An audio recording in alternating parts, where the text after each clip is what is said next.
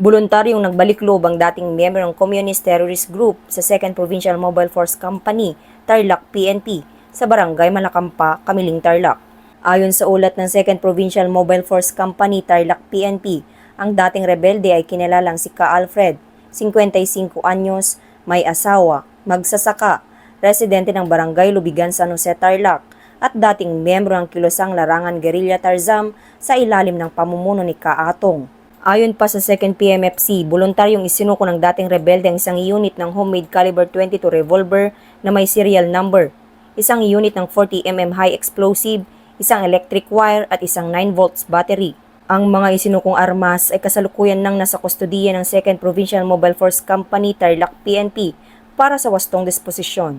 Habang ang dating rebelde ay maaaring sumailalim sa Enhanced Comprehensive Local Integration Program ng ating pamahalaan.